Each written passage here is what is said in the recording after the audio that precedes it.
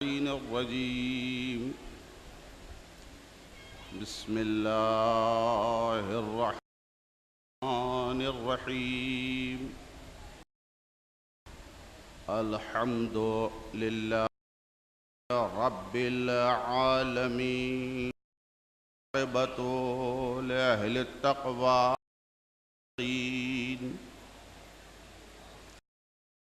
والجنة للذين والنار للمؤمنين والسلام والإكرام على الأمي بالقائم محمد وآله الطيبين الطاهرين المعصومين المظلومين والدائمة على آلائهم أجمعين آنا إلى يوم الدين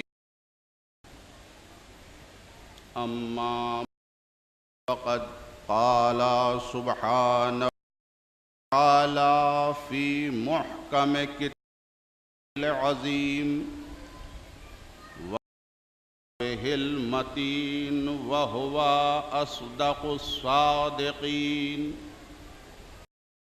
بسم الله الرحمن الرحيم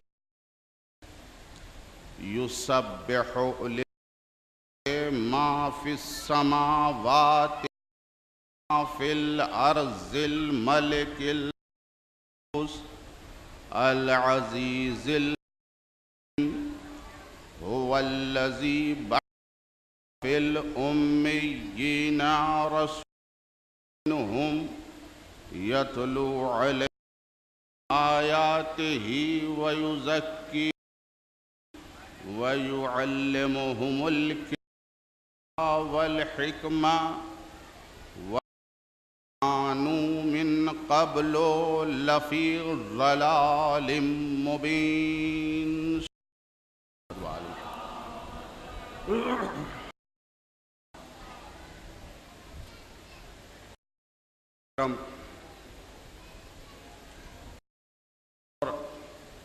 صاحبان اخلاق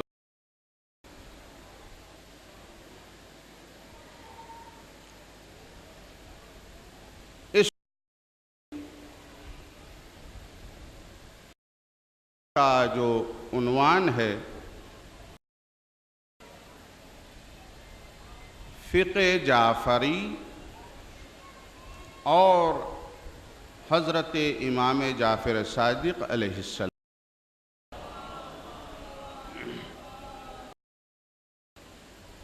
عزیزو،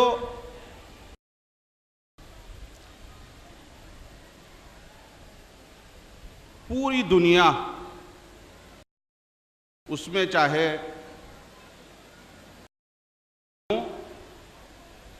یا حیوانات بلکہ اس سے آگے بڑھا دنیا بڑے مفکرین اور فلسفی حضرات ہیں، وہ اس کو 4 حصوں پر تقسیم کرتے اور ان کا کہنا یہ ہے دنیا کو اگر آپ غور سے دیکھیں تو یا تو اس دنیا میں حیوانات نظر آتے ہیں یا جمادات یا نباتات یا انسانات، بس ان 4 چیزوں کے علاوہ کوئی چیز نہیں ہے. یا اس دنیا میں حیوان ہیں یا انسان ہیں یا نباتات. آپ موجود ہیں، میں ہوں. حیوان آپ ملاحظہ کرتے ہیں مٹی، پتھر، پہاڑ، اس کو جمادات کہتے ہیں. نباتات، پتے، شجر، پھوس، ان نباتات کہتے ہیں. ملا کر کتنی چیزیں ہو گئیں؟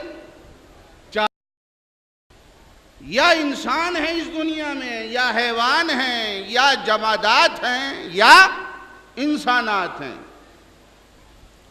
اب خداوند عالم یہ فرماتا ہے یسبح للہ السماوات وما فی الارض. اس دنیا میں جتنی بھی چیزیں ہیں کہ دائرہ عبدیت میں کام، یعنی اللہ کی تسبیح کر رہی ہے. آپ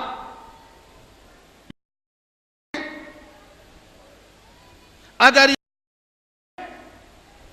آپ گیہوں کی فصل لے جائیے تو کیا گیہوں آئے گی؟ چونکہ وہ ہے کہ اس میں گیہوں والی نہیں ہے. اچھا، اگر آپ جائیے پہاڑوں میں تو پتھر بھی لگتا ہے، اس ہوتی ہے، پہاڑ بھی بڑھتے ہیں. یعنی وہ بھی ایک قانون کے گزار رہے ہیں. اب ہے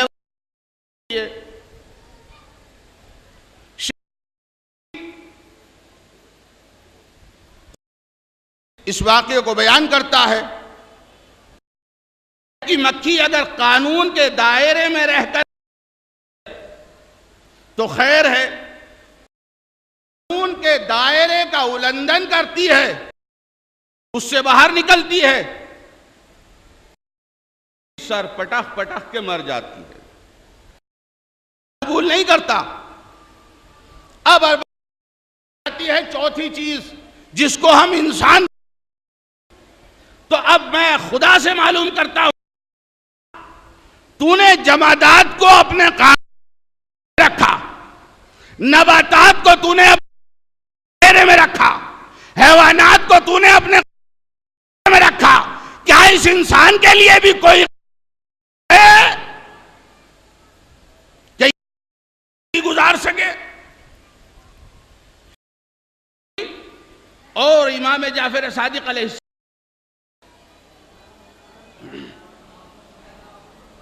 اگر صلوات بھیجنی تو بآواز بلند بھیجیے.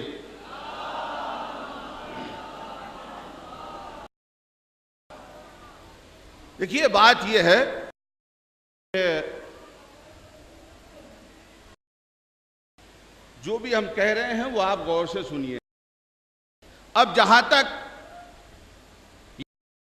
کاسٹ ہو رہی ہے یا نہ سنیں، اس لیے کہ جو بھی اس منبر سے بیان کیا جاتا، جو کچھ بھی بیان کیا جاتا ہے وہ حق ہوتا ہے. لیکن معاملہ یہ ہے کہ پرنالے وہیں پہ گرتے. بات سمجھ میں آتی ہے کہ یہ بیان جو لیکن مجبوری یہ ہے کہ پرنالے دیے. اس کے لیے میں کبھی کبھی ایک مثال پیش کر دوں. ایک صلوات بھیجیے محمد و آل محمد.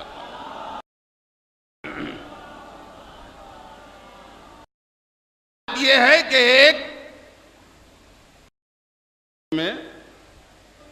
ایک صاحب کام کر، اب ایک دن ان کی اپنے نوکر کو بلا کے کہا کہ شوہر کے پاس جاؤ اور میں پرچہ، اور میرے شوہر سے جا کے یہ کہا کہ میں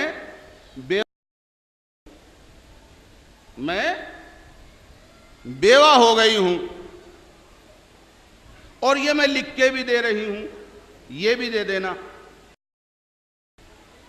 اب ملازم سے کہا بھی لکھ کے دیا، یعنی گواہ بھی بھیج اور تحریر بھی بھیجی، دونوں چیزیں ہیں۔ اب ملازم دوڑا ہوا گیا اور جا کے وہ اس نے اپنے مالک کی میز پہ رکھ دیا۔ مالک نے جو دیکھا میں لکھا ہوا تھا کہ میں بیوہ ہو گئی، جلد تشریف لے آئیے، بیچارے نے رونا شروع کر دیا۔ تب ہو گیا کہ میری بیوی پتہ بھی نہ چلا، میری بیوی بیوہ ہو گئی اور مجھے کیسا غضب ہو گیا یہ۔ اس نے ایک اور ایپلیکیشن لکھی، درخواست لکھی افسر اعلیٰ کے لیے، اور اس کہ میرے سرکاری مہودے میری بیوی بیوہ ہو گئی ہے، ودوا ہو گئی ہے، مجھے فوراً ہی چھٹی دے دیجئے۔ افسر نے کہا آواز بھیجیے محمد وعالم۔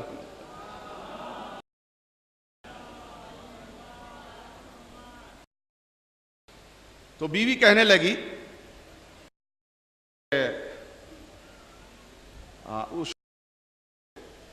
جب وہ ادھیکاری کے پاس پہنچا کہ بھئی ایک بات بتاؤ، تم نے جو یہ ایپلیکیشن دی ہے میرے پاس اور اس میں لکھا کہ میری بیوی بیوہ ہو گئی،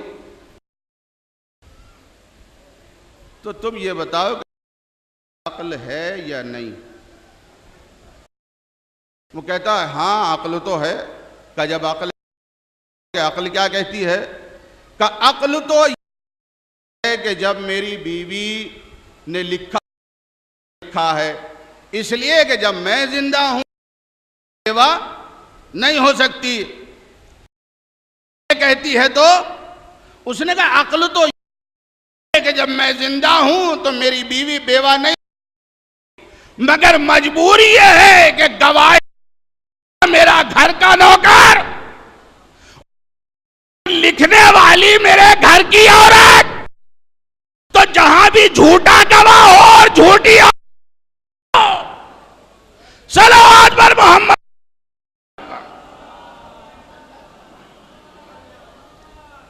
تو سمجھ میں تو سب آتی۔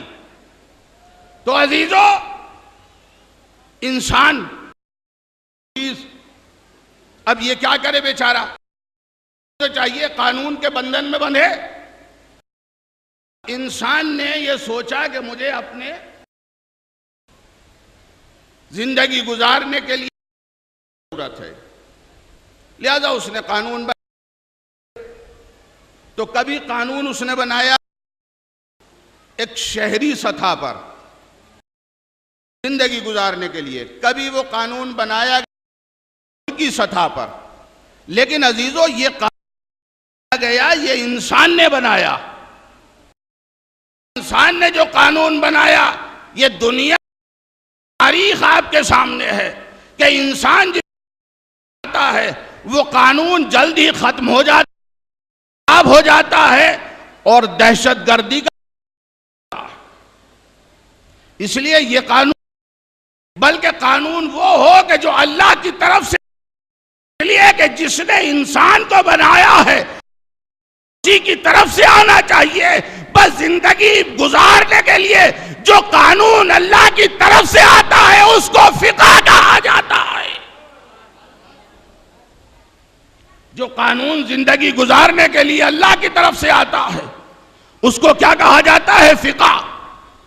اب یہ فقہ ہے ہمارے سامنے، اس لیے کہ بغیر فقہ کے آپ قدم نہیں اٹھا سکتے۔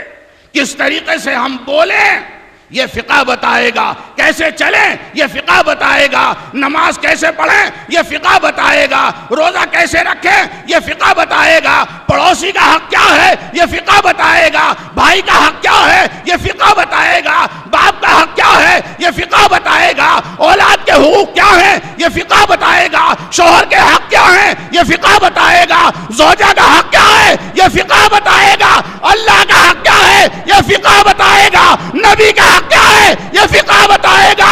تو ارباب کرام جہاں پہ حق بیان کیا جاتا ہے، حق بتایا جاتا ہے، وہی کی فقہ اللہ کی طرف سے آتی ہے۔ صلوات بر محمد و آل محمد۔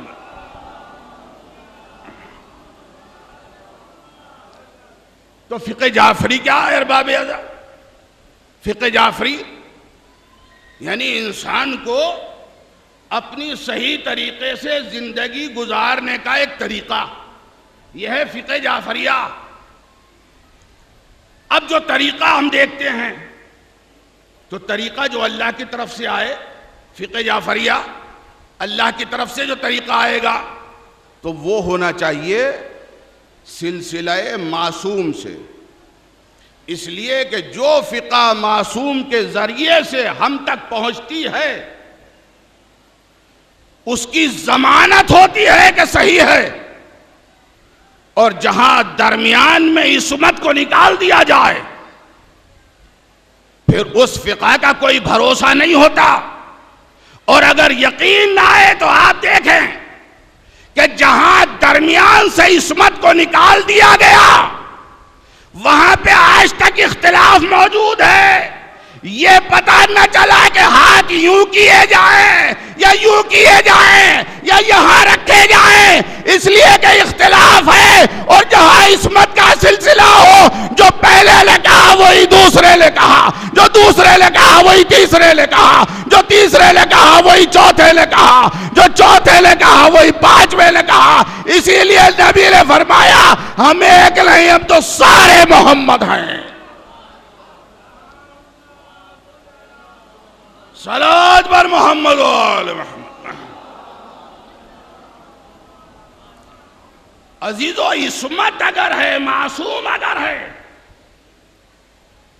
تو وہی فقہ اللہ والی فقہ ہے، اور جہاں درمیان سے عصمت کو نکال دیا جائے پھر اس فقہ کا کوئی بھروسہ نہیں ہے۔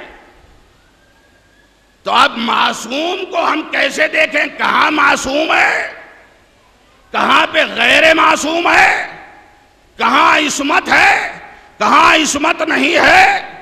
تو عزیزو، اگر یہ دیکھنا ہے تو میں آپ کو یہ عرض کروں کہ سرکار ختمی مرتبت جب اس دنیا سے تشریف لے جا رہے تھے تو مولا کائنات نے ایک جملہ فرمایا، زقنی رسول اللہ زقن زقا۔ نبی نے مجھے اس طریقے سے تعلیم دی ہے، یوں بھرایا ہے جیسے پرندہ اپنے بچے کو بھراتا ہے۔ یہ سلسلہ عصمت ہے، سلسلہ معصوم ہے، اور جہاں سلسلہ عصمت نہ ہو وہاں کا کوئی بھروسہ نہیں ہوتا، کوئی اطمینان نہیں ہوتا کہ وہاں فقہ کیسی ہوگی، وہاں دینیات کیسی ہوگی، وہاں نماز کیسی ہوگی، وہاں روزہ کیسا ہوگا، وہاں زکوٰۃ کیسی ہوگی۔ عزیزو، اگر عصمت کا سلسلہ ہے تو صحیح، اور اگر عصمت کا سلسلہ نہیں ہے تو معصوم۔ نبی نے فرمایا، علی نے فرمایا کہ دیکھو نبی نے مجھے یوں بھرایا جیسے پرندہ بھراتا۔ تو علی یہ بھی کہہ سکتے تھے، آج کا استاد کو پڑھاتا ہے استاد کے پاس اور جا کے کہتا کو پڑھائیے تو آ رہا ہوں اور پوری توجہ پر ہے، اور میں اس کو اس طریقے کے علم بھر رہا ہوں۔ کائنات نے یہ فرمایا نہیں، رسول نے یوں بھرایا اپنے بچے کو بھراتا ہے۔ عزیزو، اس کا مطلب کیا ہے؟ ختمی مرتبت کہ اس نے یہ فرمایا تو اس کا مطلب کیا ہے؟ مطلب یہ ہے کہ دنیا میں ہی جانور ہیں، سب خود انسان کو دیکھ لیجئے، ماں روٹی کھاتی ہے لیکن بچے کو پلاتی ہے دودھ، گائے گھاس کھا کے آتی ہے مگر پلاتی ہے دودھ، بکری ہے مگر بچے کو پلاتی ہے دودھ یعنی گھاس کھا پلا رہی ہے دودھ. بکری نے گھاس نہیں کھلائی بلکہ دودھ پلا. جنس بدل گئی, گھاس ہے دودھ پلا رہی ہے. نے کہا کہ نبی نے مجھے کہ جیسے پرندہ اپنے بچے, تو بس ایک پرندہ ہی چیز ہے کہ جو ادا کر لاتا ہے اس کو بچے کو دے دیتا ہے. پرندہ امانت میں خیانت نہیں کرتا. مولا بتاتے کہ نبی نے جو کچھ ادھر بالکل مجھے دے دیا جیسا لائے تھے, کوئی امانت میں خیانت نہیں کی. تو عزیزو یہ سلسلہ یوں ہی ہے کہ محمد نے علی کو بھرایا, علی نے حسن کو بھرایا, حسن نے حسین کو بھرایا, حسین نے زین العابدین نے محمد باقر کو دیا, باقر نے جعفر صادق کو دیا, اور جعفر پھیلا دیا. دنیا نے کہا اسی کا نام ہے صلی اللہ علیہ وسلم.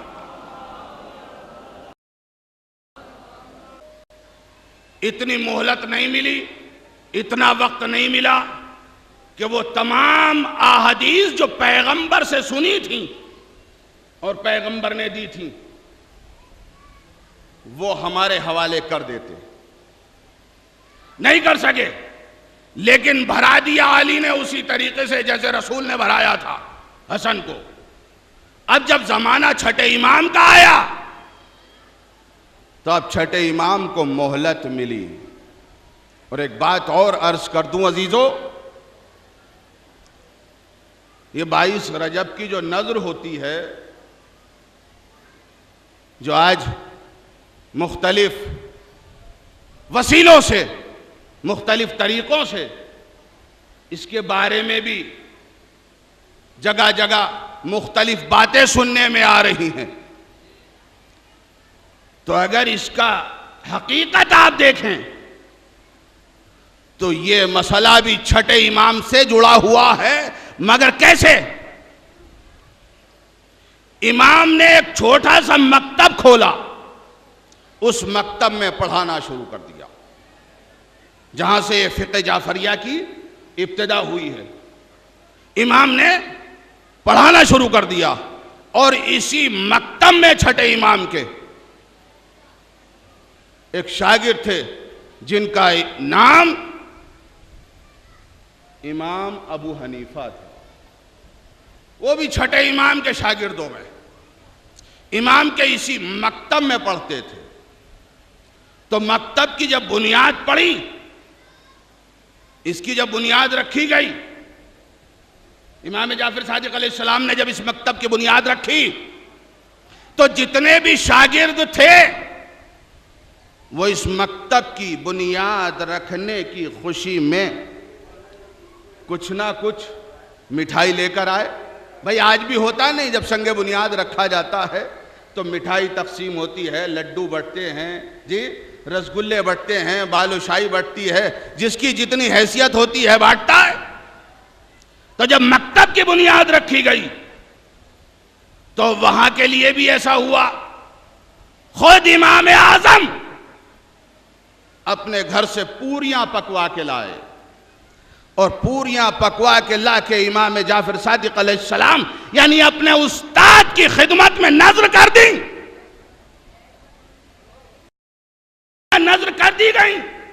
تو عزیزو یہ پوریاں جو آج ہم بنا رہے ہیں, 22 رجب کی جو نذر کر رہے ہیں, جن کو ہم کنڈوں کی نذر کہتے ہیں, یہ سنت کس کی ہے؟ امام اعظم کی. لہذا امام اعظم کی سنت پہ آج تک ہم عمل کر رہے ہیں. چونکہ چھٹے امام کی خدمت میں پیش کی گئی تھی تو چھٹے امام نے قبول کر لیا. اب جب پوریوں کو قبول کر لیا تو آج ہم بھی نظر دلا رہے ہیں. تو بھئی یہ سمجھ میں نہیں آتا کہ یہ بدعت کیسے ہو گئی اور یہ کیسے حرام ہو گئی. تو یہ چھٹے امام نے جس مکتب کی بنیاد رکھی تھی وہاں سے اس سلسلے کا آغاز ہوتا ہے. تو عزیزو، امام کو فرصت ملی اور انہوں نے سب اپنے چاہنے والوں کو جمع کیا، اور جمع کرنے کے بعد حدیثیں بیان کرنا شروع کر دی، جلدی جلدی جلدی جلدی، تاکہ جو کچھ ادھر سے ملا ہے وہ سارے کا سارا ادھر کو دے دیا جائے. اس لیے کہ یہ معصوم ہیں، امانت دار ہیں، اور جب یہ امانت دار ہیں عزیزو تو یہ سارا سلسلہ امانت دار ہے. اس لیے کہ یہ پورا سلسلہ چاہے علی ہوں، حسن ہوں، حسین ہوں، امام سجاد ہوں، امام محمد باقر ہوں، یا چھٹے امام ہوں، یا آگے کو جو سلسلہ ہے، یہ سب کے سب معصوم ہیں. اور یہ ہم نہیں، ہم اگر کہتے ہیں تو دنیا یہ بھی کہہ سکتی ہے کہ صاحب آپ غلط کہہ رہے ہیں. لیکن ہم نے تاریخ میں یہ دیکھا ہے، معصوم کا جو سلسلہ ہے یہ تو پرندوں نے بھی اس بات کا اقرار کیا ہے کہ یہ معصوم ہے. ایک صلوات بھیج دیجئے محمد وآل محمد پر. ایک بآواز بلند بھیج دیجئے.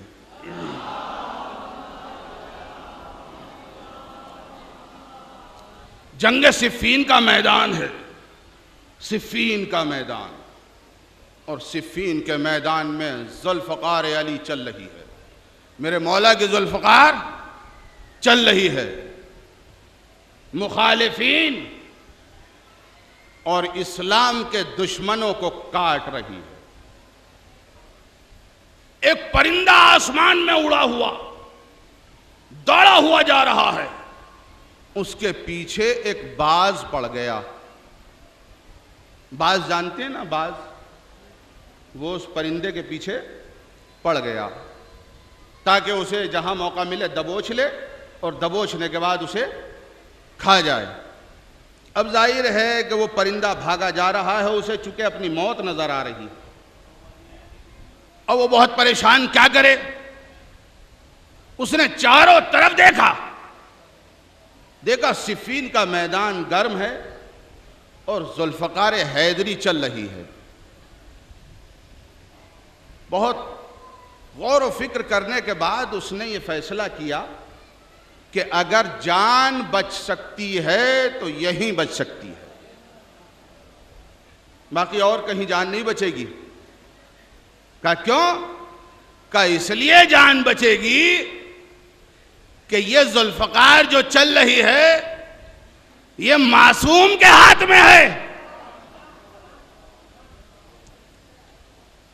تو معصوم کے ہاتھ کے ذوالفقار بھی دیکھ کے چلتی ہے. ظالم پہ ذوالفقار چلتی ہے، مظلوم پہ نہیں چلتی. اب یہ سوچ کے اس پرندے نے اپنے پروں کو باندھا، اور باندھنے کے بعد گرا، حدیث کو موڑ دیا، جس طریقے سے چاہا نماز کو موڑ دیا، جس طریقے سے چاہا روزے کو موڑ دیا.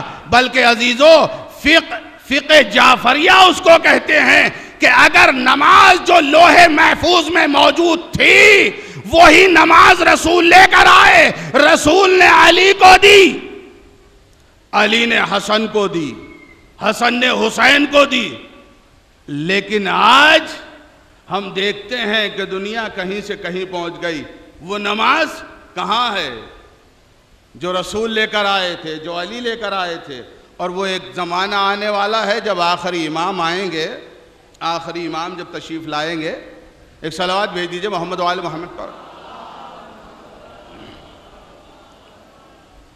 جب امام تشریف لائیں گے تو دنیا امام دین پھیلائیں گے. وہی فقہ جو فقہ محمد ہے، جو فقہ جعفریہ ہے، وہی لا کے دنیا کے سامنے پیش کریں گے.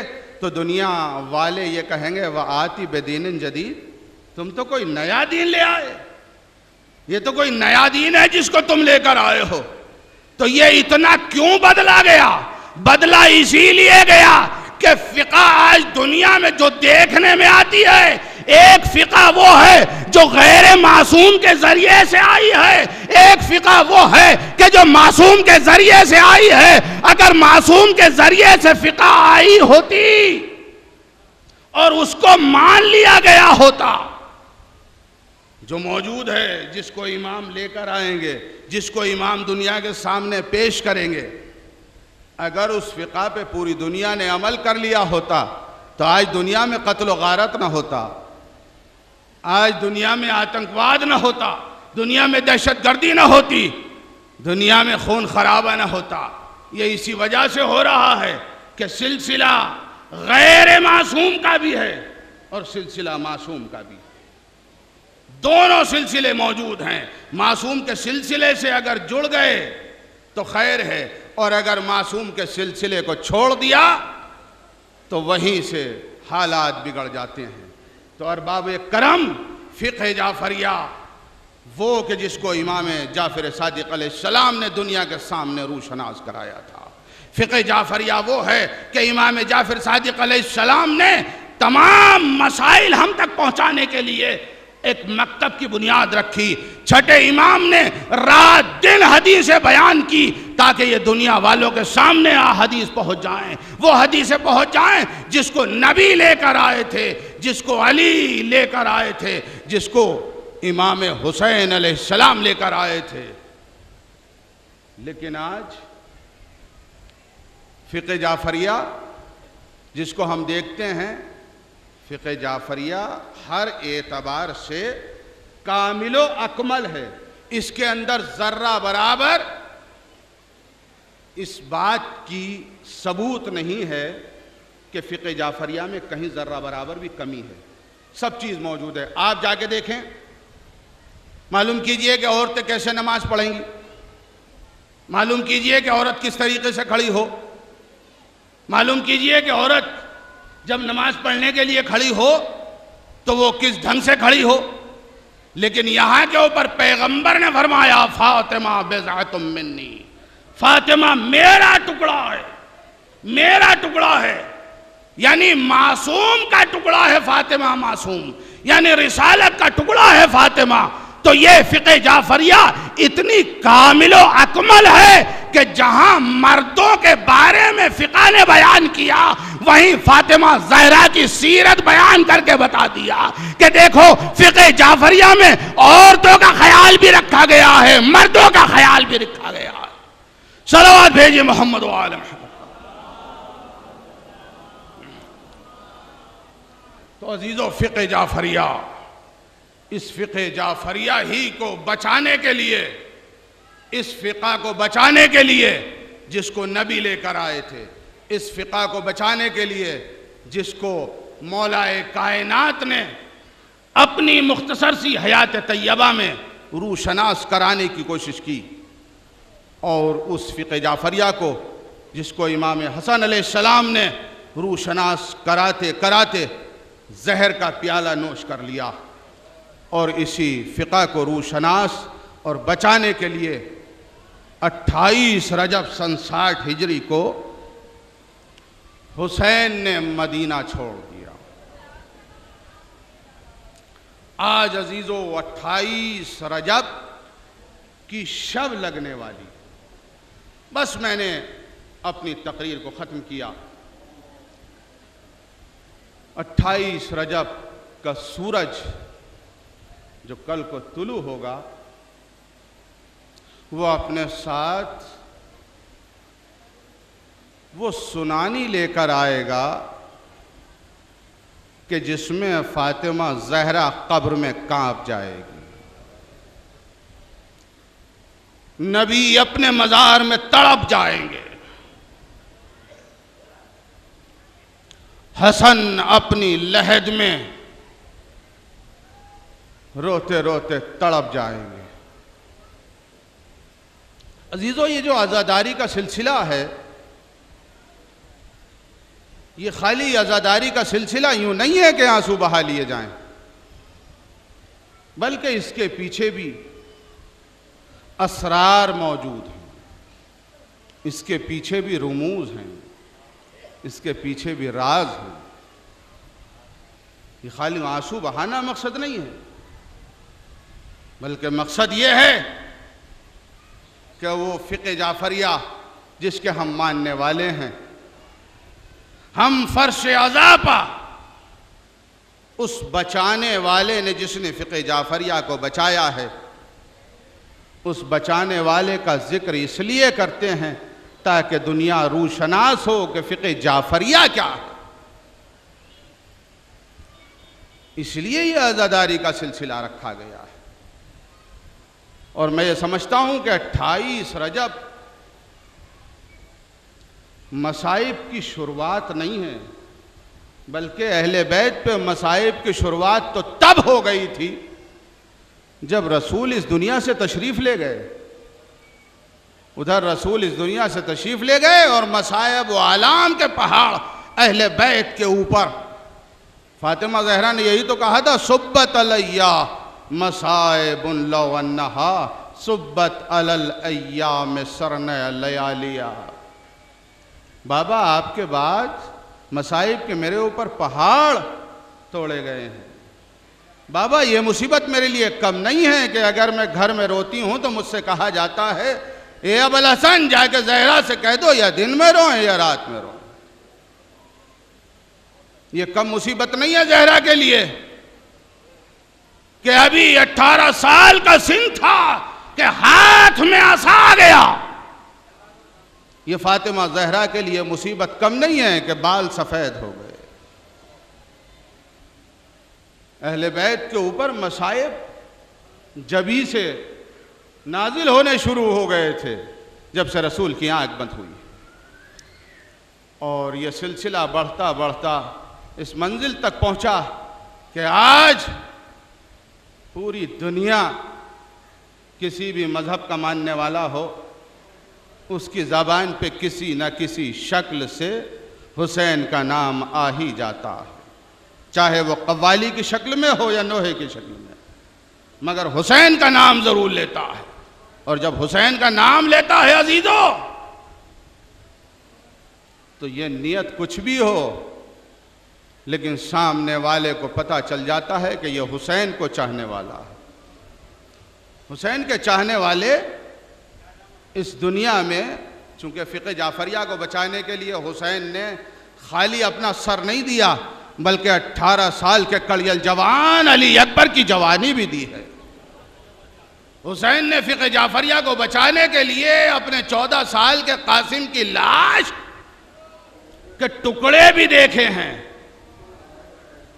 حسین نے فقہ جعفریہ کو بچانے کے لیے 6 مہینے کے بچے علی اصغر کے گلے میں تیر بھی دیکھا ہے۔ تو عزیزو جب حسین پہ رویا جاتا ہے، ہم اگر روتے ہیں ہمارے پیسے پہ ہی خرچ ہو جاتا ہے، پیسہ ہی خرچ ہوتا ہے، رونے پہ کوئی پابندی نہیں ہے، روئیے، پیسہ خرچ ہوتا ہے تبرک بانٹنے کے لیے، انتظام کرنے کے لیے، لیکن ذرا وہاں معلوم کیجئے جنہوں نے فقہ جعفریہ کو بچانے والے کے تذکرے کو زندہ کرنے کے لیے کبھی ہاتھوں کا نذرانہ پیش کیا، کبھی اپنے سر تن سے جدا کرا لیے، اور جب تاریخ پڑھتے ہیں تو چھوٹے چھوٹے بچوں کا بھی نذرانہ پیش کر دیا۔ عزیزو تاریخ میں وہ واقعہ ملتا ہے کہ مدینے میں ایک مرد ہے، ایک عورت، اور 2 اس کے چھوٹے چھوٹے بچے ہیں، چھوٹے چھوٹے بچے۔ ادھر محرم کا چاند دکھائی دیا، ادھر عورت نے رونا شروع کر دیا۔ وہ بی بی رو رہی ہے، شوہر معلوم کرتا ہے کیوں رو رہی ہو؟ کہ تمہیں معلوم نہیں ہے محرم کا چاند نظر آ گیا ہے لیکن ہمارے یہاں عزاداری کا کوئی انتظام نہیں ہے، ابھی تک فرش عزا ہمارے یہاں بچھنے کا کوئی انتظام نہیں ہے۔ شوہر کہتا ہے تو گھبراتی کیوں ہے؟ صبح ہونے دے، صبح ہوگی تو میں مزدوری کے لیے جاؤں گا، لاؤں گا مزدوری کر کے، تاکہ فقہ جعفریہ کو بچانے والے کے تذکرے کو ہم زندہ رکھیں. صبح ہوئی گیا, مزدوری نہ ملی, شام ہو گئی, سر جھکا کے گھر میں داخل ہوا. اب جو اس کی بیوی نے دیکھا, چہرے سے یہ آیا ہے کہ میرا شوہر مایوس آیا ہے. ایک مرتبہ اپنے شوہر سے کہتی ہے, والی و وارث مایوس مت ہو, گھبرائیے نا, اگر مزدوری نہیں ملی تو کوئی بات نہیں ہے, لیکن کل فرش عزا ضرور بچھے گا. شوہر کہتا ہے وہ فرش عزا کیسے بچھے گا, کہاں سے پیسہ آئے گا؟ ایک مرتبہ حسین کی چاہنے والی عورت نے اپنے سامنے بیٹھے ہوئے دو چھوٹے چھوٹے بچوں کی طرف اشارہ کیا.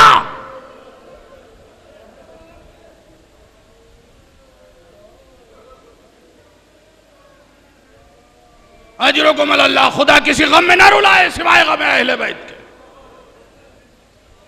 عزیزو, کل کا دن وہ دن ہے کہ جس نے مدینے کو ویران کر دیا, جس نے فاطمہ زہرا کی قبر کو ہلا کے رکھ دیا, جس نے رسول کو لحد میں چین سے نہ رہنے دیا, وہ ہے 28 رجب. حسین کے چاہنے والوں, آج خالی پیسہ خرچ ہوتا ہے. ذرا اس عورت کے دل سے معلوم کریں کہ اس نے اپنے دو چھوٹے چھوٹے بچوں کی طرف اشارہ کر کے کہا, اے والی و وارث, ان بچوں کو میں صبح کو تیار کر دوں گی, میں انہیں نہلا دوں گی, نئے کپڑے پہناؤں گی, تم صبح کو ان کی انگلیاں پکڑ کر اس بازار میں لے جانا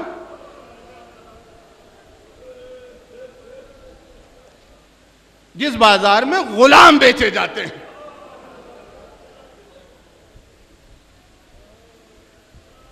صبح ہوئی, حسین کی چاہنے والی نے اپنے دونوں بچوں کو نہلایا, صاف ستھرا کیا, صاف ستھرے کپڑے پہنائے. اس کے بعد اپنے شوہر سے کہا, لو والی وارث, ان بچوں کو لے جاؤ اور لے جا کے اس بازار میں بیچ دو جہاں غلام بیچے جا رہے ہیں. دونوں بچوں کی انگلیاں پکڑی, لے کے چلا, بازار میں پہنچا, کھڑا ہو گیا. اب جو بھی خریدار آتا تھا وہ ان بچوں کی کمسینی کو دیکھتا اور خاموش ہو کے واپس چلا جاتا. نتیجہ یہ نکلا کہ شام ہو گئی لیکن بچے نہ بک سکے. مایوس ہو گیا, انگلیاں پکڑی, گھر کی طرف روانہ ہو گیا. تھوڑی دور چلا تھا کہ پیچھے سے کسی نے آواز دی.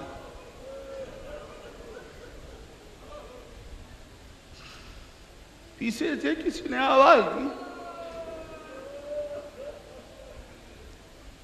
ٹھہر جا بھائی, ٹھہر جا, جانے والے ذرا رک تو جا.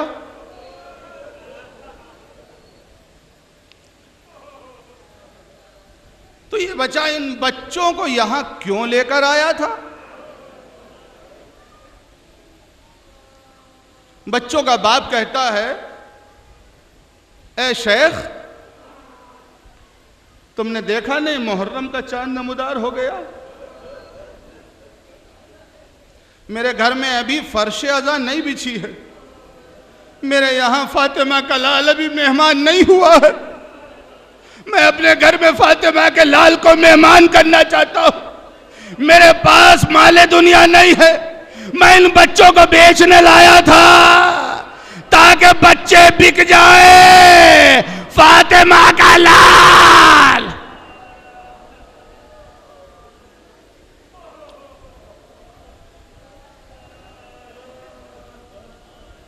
اجرکم اللہ, میرے یہاں مہمان ہو جائے.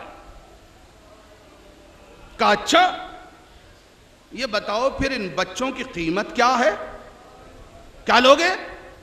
وہ شخص کہتا ہے کہ میں یہ تو نہیں جانتا کہ قیمت کیا ہے، لیکن مجھے اتنا دے دو کہ میں فاطمہ کے لال کے لیے فرش عزا بچھا سکوں۔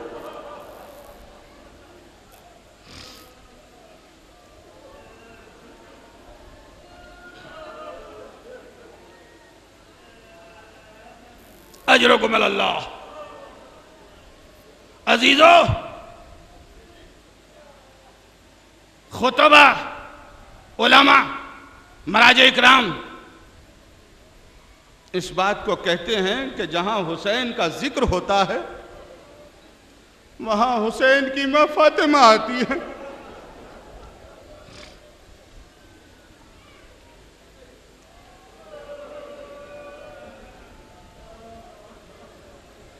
اے شہزادی، یہ آپ کے لال پہ رو رہے ہیں، ان کے آنسوؤں کا ہدیہ قبول کر لیجئے۔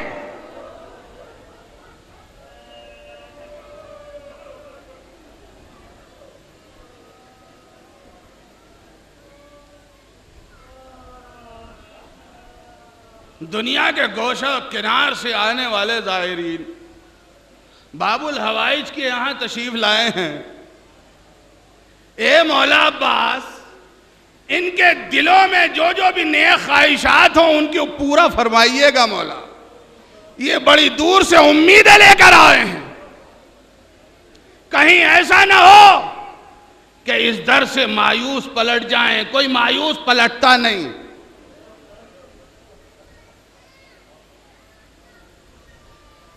ہاں عزیزو، بچوں کی کیا قیمت لوگے؟ کب اتنی چاہیے کہ فرش عزا؟ اس نے کچھ درہم و دینار دیے اور بچوں کا باپ وہ درہم و دینار لے کر بچوں کو خریدنے والے کے حوالے کیا اور گھر آ گیا، لا کے اپنی بیوی کو دے دیے۔ لو، بیوی نے فرش عزا بچھا دی، اور فرش عزا بچھانے کے بعد فرش پر بیٹھ کے زور زور سے چلا چلا کے رونے لگی، تڑپ تڑپ کے رونے لگی۔ شوہر نے یہ سمجھا کہ شاید بچوں کی وجہ سے رو رہی ہے۔ ایک مرتبہ آگے بڑھ کے کہتا ہے، اے بچوں کی ماں، اے حسین کی چاہنے والی، بچوں کو میں نے اپنی مرضی سے نہیں بیچا، بچوں کا تو تمہیں نے بکوایا ہے۔ بچوں کی ماں کہتی ہے، حسین کی چاہنے والی کہتی ہے، خبردار، بچوں کا نام زبان پہ نہ لانا، میں بچوں کی وجہ سے نہیں رو رہی ہوں۔ کہا تو پھر کیوں رو رہی ہو؟ کہ میں اس وجہ سے رو رہی ہوں کہ پچھلے سال اسی فرش عزا پر 4 عزادار بیٹھا کرتے تھے، اس مرتبہ 2 عزادار رہ گئے۔ اے حسین کی جانے والی، عزاداروں کی کمی محسوس نہ کرو۔ یہ بگرے کے پنڈال میں حسین پہ رونے کے لیے ہندوستان کے کونے کونے سے لوگ آئے ہیں۔ کہا اچھا بھائی، یہ بات ہو ہی رہی تھی کہ کسی نے دروازے کو آ کے کھٹکھٹا دیا، کسی نے دروازے پہ آ کے کھٹ کھٹ کر دیا۔ فوراً بچوں کی ماں اپنی جگہ سے کھڑی ہو گئی اور کھڑی ہونے کے بعد دروازہ کھولا۔ کیا دیکھا؟ ایک برقع پوش بی بی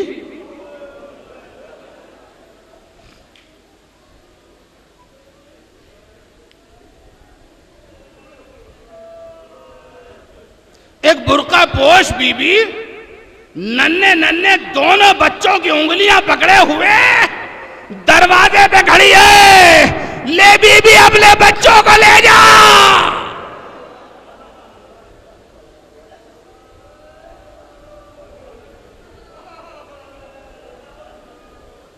اجرکم اللہ، ماشاءاللہ ماشاءاللہ آپ مصاب ہو رہے ہیں، آپ کی آوازیں بلند ہیں، مولا ان آوازوں کو سلامت رکھیں۔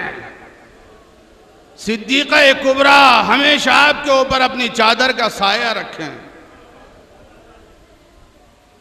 اے بی بی لے اپنے بچوں کو لے جا۔ بچے اندر آئے اور آنے کے بعد حجرے میں لے جاتی ہے اور حجرے میں لے جا کے کہتی ہے بچوں جو پیسہ تمہیں بیچ کر ہم نے حاصل کیا تھا وہ پیسہ تو خرچ ہو گیا، اب یہ تمہیں واپس کرنے لائی ہیں، ہم وہ پیسہ کہاں سے دیں؟ کیا تم نے اپنی مالکن کو تکلیف پہنچائی تھی، اذیت دی تھی جو یہ واپس کرنے لائی ہیں؟ بھائی ایک مرتبہ ننھے بچوں نے ہاتھوں کو جوڑ کے کہا اماں حسین کی قسم کھا کے کہتے ہیں اس بی بی کی گود میں ایسے نیند آئی کہ کبھی تیری گود میں لائی۔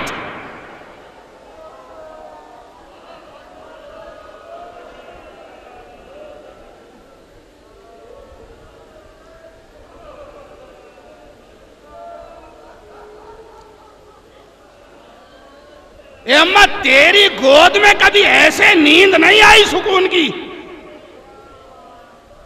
جیسی اس بی بی کی گود میں نیند آئی ہے۔ اماں اب بچے آگے کو ایک جملہ کہتے ہیں، اماں جب ہم اس بی بی کی آغوش میں لیٹے تھے تو ہمیں بہت ہی پیار کر رہی تھی، اے اماں ہمیں تو ایسا لگ رہا تھا جیسے اس بی بی کی کبھی پہلے آغوش اجڑ گئی ہو۔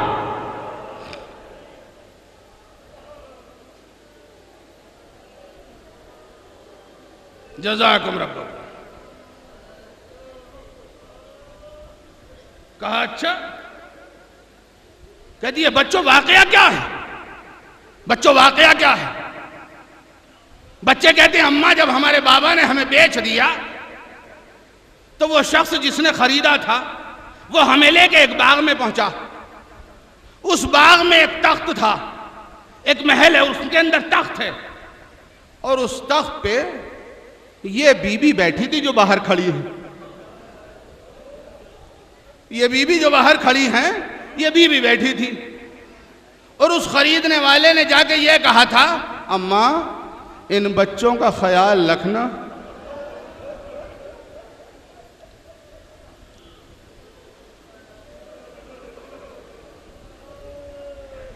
اماں ان بچوں کا خیال رکھنا، یہ بچے تیرے لال کے نام پر غلاموں کے بازار میں بیچے جا رہے ہیں۔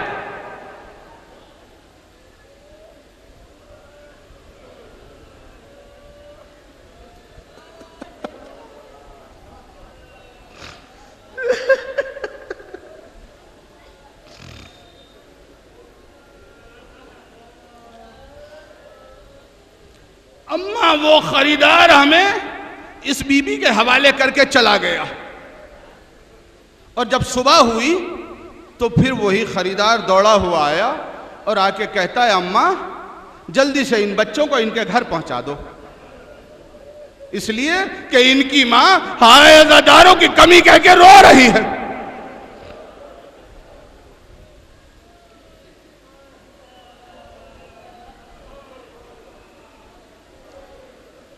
اور یہ بی بی ہمیں لے کے آ گئی، اب ہم نہیں جانتے کہ یہ بی بی کون ہے۔ بچوں کی ماں پھر دروازے پہ آئی، آگے کہتی ہے بی بی اندر تشریف لے آئیے، بی بی اندر آ گئی، بچوں کی ماں ہاتھ جوڑ کے کہتی ہے بی بی اگر برا نہ مانو تو ایک بات کہیں؟ کہا ہاں کہو۔ کہا دیکھو بی بی افق پر محرم کا چاند نظر آ گیا ہے، ہمارا گھر ماتم کدا بن گیا ہے، ہمارے ہاں فاطمہ کا لال مہمان ہو گیا ہے، لہذا ہم 10 دن تک چارپائی یا تخت کے اوپر نہیں لیٹتے، بی بی اگر برا نہ مانو تو اسی فرش عذاب میں بیٹھ جاؤ۔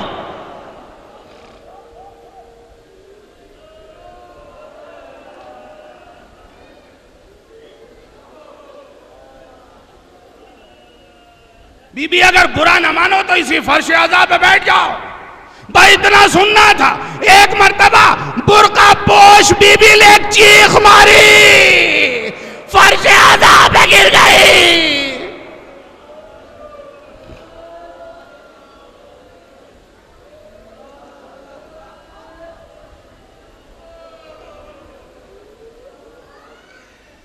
فرش عذاب پہ گر گئی. جب تھوڑی دیر کے بعد ہوش آیا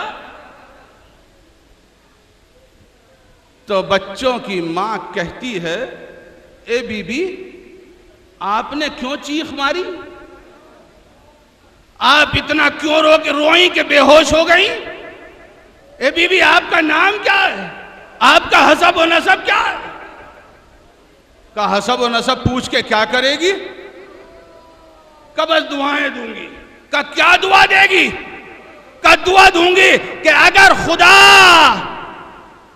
تمہارے بچے تمہاری نظروں سے اوجھل ہو گئے ہوں تو میرے حسین کے صدقے میں ان بچوں کو واپس پلٹا دے.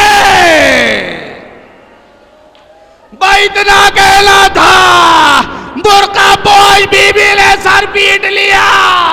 اے بچوں کی ماں، میں فاطمہ، میرا گھر اجڑ گیا، میں ویران ہو گئی، میرا باغ کٹ گیا، میرا حسین مارا گیا، میرا گھر تاراج ہو گیا، میں لٹ گئی، آغوش ویران ہو گئی. اے بی بی انا للہ و انا الیہ راجعون رضا بقضائہ و تسلیما لعمرہ.